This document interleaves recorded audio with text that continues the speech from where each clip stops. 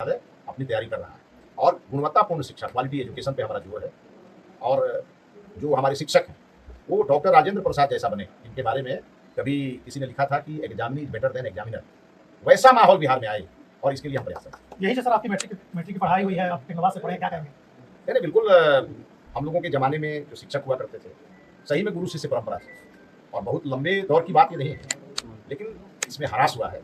व्यवहार परिवर्तन भी हम करने पर जोर हमारा है कि गुरु गोविंद दो खड़े काको लागू भाव और बलिहारी गुरु आपने गोविंद दियो बताया। भगवान से ज़्यादा गुरु का स्थान होता था क्योंकि गुरु ही भगवान का परिचय कराता है। तो इस नाते इन सब चीज़ों को लेकर के हम बहुत गंभीर हैं।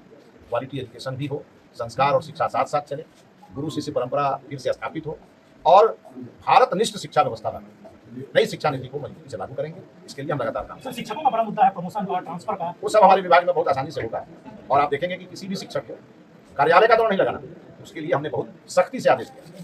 जो हमारे यहाँ नियुक्तियाँ वो नियुक्तियाँ भी समय से कर दी जाएंगी। जुलाई महीने में हम टीआरई 4 का नोटिफिकेशन जारी कर देंगे और सभी अभ्यर्थियों को हमने आग्रह किया है कि आप अपनी पढ़ाई पर ध्यान दें। जो लोग राजनीतिक में भटका रहे हैं उन पर एकदम ध्यान न दें। आपका भविष्य आपका इंतजार कर रहा है। सर शिक्षण पटना में जो कोचिंग का विवाद चल रहा है, इसको लेकर काफी माहौल गर्म है। रोशन आनंद बोल रहे हैं कि खान सर जो है वो गुंडे हैं, हत्यारे हैं। वो बोल रहे हैं मैं सनातनी हूँ, फिर भी मेरे भाई की हत्या हो गई। देखिए, इस घटना की जांच पुलिस कर रही है। पुलिस कड़ा एक्शन भी लेगी, सरकार सख्त है। माननीय मुख्यमंत्री जी का निर्देश प्राप्त है पुलिस को।